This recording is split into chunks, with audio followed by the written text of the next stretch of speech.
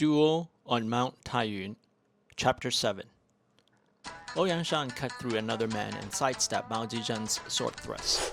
When he countered with a high cut, Zizhen had spun away. Several assailants blanketed Shan with their attacks. He parried a slice and slashed back in rapid succession, driving the attacker back until the man lost his footing. Shan thrust his sword through the man's chest. He had counted 24 men, all well trained. His hope for victory rested on finding and killing Mao Zizhen. He thought of the man as his brother, one of the few survivors not broken by battle, and rose through the military order alongside him. The petty jealousy over merits was a desecration to the memory of their company. How long was this plan in place to subvert his position by making him look weak and incompetent? Every shared memory burned like poison in its deceit and insidiousness. Mao Zizhen! Ouyang roared as he shattered the blade of his attacker and dealt the man a heavy kick to the chest. If you want to be the general of the left, then you need to face me. He caught the glint of metal to his left, and Ouyang deftly pivoted as Mao Zizhen's blade whistled past. The next few strokes came swiftly at him from multiple angles. Each was a killing blow aiming for his vitals. He parried them and felt hot anger emanating from the weapon in a suffocating onslaught. He had never thought that jealousy would have created such resentment. Perhaps there was more. Greed was a voracious monster that can never be satiated. It whispered lies about one's competence in order to justify the lofty ambition. This was how they all worked, voices in the quiet solitude of night. Was he not visited by arrogance and fame in much the same manner? Feng had shown him a different path, one where love outweighed hatred. His fury over Mao Zizhen's betrayal mixed with his ardent desire to protect his daughter and her family gave him dominion over fatigue. Every minute bought with sweat and blood increased their chance of escape. He had cut Zizhen, would have done more too if not for the other swordsmen swooping in to break up the attack and forced him back. One of the men had a chain hook and swung it with considerable skill. The traitor had retreated, undoubtedly in pursuit of his daughter. He thought of following, but the familiar whish of the chain hook caused him to dive away to avoid the devastating weapon. The snow made it difficult for him to close the distance and get inside the chain hook's lethal zone. As he recovered from the roll, a man charged at him with a large broadsword. Ouyang blocked the slash and nearly lost his own sword in the process.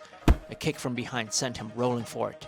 The chain hook shrieked across the air and bit into his chest, tearing flesh as it ripped away. He fell and rolled in time to avoid the broadsword from hacking him in two. The third man lunged at him, but Ouyang was quick to repulse the attack and deliver a high cut across the man's face. They left no time for him to recover. The chain hook man was a skilled wielder of an impossibly difficult weapon to master. Even when Ouyang burnt precious stamina to enter a zone of lesser damage, his opponent expertly wrapped a portion of the chain around his neck or back or any area on his limbs to shorten its length and again maximize the velocity of the impact point. He changed tactic and feigned a lunge at the chain hook man. As the man retreated briefly to wind up his attack, Ouyang spun around with the broadsword wielder and unleashed a torrent of sword strokes at the man whose face he had cut. His gamble worked, and he opened a deep artery in the man's thigh and shoulder. The chain hook smashed into the ground next to him in an explosion of snow and dirt. Ouyang moved again before the next attack but stumbled. He realized he was cut and bleeding in multiple places. Outmaneuvering the two attackers would prove difficult. He decided to stay outside the range of the chain hook and lure the other men toward him, if he could make it to the forested area. A searing pain ripped across his left shoulder as he felt the hook duck under his collarbone and sent him whirling back. Someone caught him and a searing pain burnt across his back. The knife had entered his flank, spilling more blood. He threw an elbow that connected with the man's temple, knocking the man back and dragging him to the ground. Ouyang stumbled onto his feet and saw his opportunity. 10 feet was a short distance that even someone as injured as he could cover rapidly. With a shout, more to push himself through the pain and fatigue than to intimidate, he barreled into the chain hook man. The two tumbled away from the snowy ground onto the hard frozen ice as they continued to fall. Ouyang felt his arm snap as it bashed against a rock and then nothing. The ground gave way to air, and he saw the sky fall farther and farther away. Yaoyao, he thought, and then an explosion of pain cast his world in blinding, excruciating white.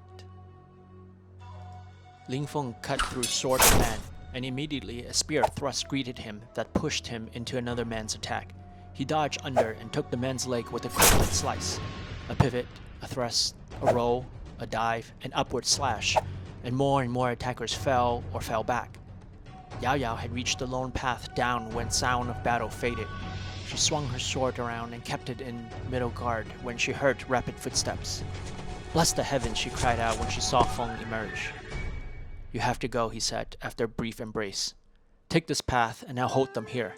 Turn when you see a large boulder. It's flat on the other side with a series of steps that lead to a ledge about 2 feet across. You won't be able to climb down, but you'll be able to follow a path up to the western side." He stopped and stared at her swollen belly. "Then what?" she asked. She repeated the question louder this time, and his only response was a shake of his head. "Come with us, you bastard." Feng pulled her close again and kissed her. "I want to," he said calmly, "but I can't." That's when she realized his dark blue shirt was wet with blackened blood. She had seen it before on Mount Liang. No. We can find the antidote. I know how to make it. Remember? We can get through this." His breathing was slightly labored now. He smiled. "Not enough time." He bent down to kiss her belly. "How I wish to hold you. Be good to your mother." She heard rustling and the sound of footsteps. Too many still, she thought, and another horrid realization came into her mind. She couldn't let their sacrifice be for nothing. "Give them hell." "As you command." She clenched her teeth and made her descent. Ling Feng watched her until she had disappeared. Not once did she look back, and that strength and determination brought a smile to his face. Ouyang Yaoyao would make a good mother for their child. For a brief moment, he thought of the tales he had to tell his child, the places they would go, the lessons he would teach. He imagined a boy, then a girl. With each, he thought of watching them grow up, and he and Yaoyao grow old. It was a pleasant dream, disrupted only by the sound of men encircling him. There were too many, or perhaps his failing vision was showing doubles. He waited for them to focus, and when he made out the countenance of Mao Zizhen, he dashed forward. His sword slashing and slicing all but came within range. 2 men fell, one with half his face hacked off, and the other clutching his missing sword hand. He clashed blades with the traitorous villain, the man who was a lot more skillful than he had anticipated. He would have said so even if he weren't poisoned. "How do you know the sword of the 13 forms? Who is your master?" Zizhen smiled. "You forget that before I became a soldier, I was from the rivers and lakes. Let's see how the Ling family swordplay compare." The traitor flicked his wrist and his sword darted forth as a snake. Feng blocked the attack, spun and slashed at air. A hot, searing cut opened his back. When another attacker tried to take advantage, Feng sidestepped and countered with a high cut that took off the man's ear. He ignored the down assailant and caught Zizhen with a flurry of quick strikes. "Good," the man shouted as he parried on pure reflex, "but not fast enough." "Are you sure?" Ling Feng asked, slumping to one knee. Zizhen glanced at the cuts around his sword arm and torso. "I'm impressed." He glanced at the young man, pale and growing paler with each beat of his heart. A part of him, the wilder, younger side, wanted to have the contest, but the older Zizhen knew not to take unnecessary risks. King Lu had promised him Ouyang Shan's title, provided he conclude matters here. "Let it be known that dereliction of duty had consequences," the king wrote in his order. It need not be said that none was as grave as the laxity and security that cost the lives of many nobles and first-rank officials. Looking at the promising youth who was struggling to his feet, Mao Zizhen felt a pang of regret, not for what he had done or will do, but rather the tragic waste of it all. He understood the bone-gnawing anguish of unfulfilled potential, the burning sensation in his newly acquired wounds reminding him that life was always lived on knife's edge. Anyone, at any minute, could deprive him of it, and all the years of hard work and planning would be for naught. "I believe you. Your father would have beaten Ouyang Shan," he said, sheathing his sword. The youth stumbled forward and nearly lost his footing. Mao Zizhen sighed and addressed his men. "Make it quick and find the girl. The job's not done until then." Yaoyao emerged back atop Taiyuan mountain on the western side, which had very little wind and a lot more vegetation. She walked into the thicket in search of a safe hiding place. The pain was nearly immobilizing. "Please wait a little longer, my love." As if in response, her contractions grew stronger and more rapid. Her impatient child would not wait. She struggled several more feet before slumping against a large fallen tree. It offered cover from her pursuers should they track her this far. She undid her trousers and waited. Through the canopy, a stream of sunlight bathed the area, providing added warmth. Sorry, this is the best your mother could do under current circumstances. Yaoyao leaned back her head. The forest was quiet. Perhaps she was very far from the fighting, or the fighting had long finished. A sharp ache pierced her bosom. All alone. Well, almost. Just the two of us. She gently rubbed her abdomen. Fear was a stranger, but lying on the forest floor, attempting to bring her child to life, brought tears to her eyes. She had no idea what to do, except follow what advice she had heard from others in the past concerning birthing. Could she manage? What if... Inhale, exhale, inhale, exhale.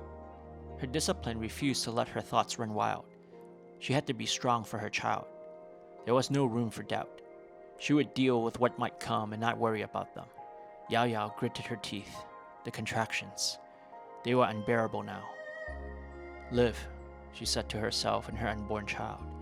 Fear ushered in the only defense she knew, defiance. She and her child would not die here, forgotten and unmourned.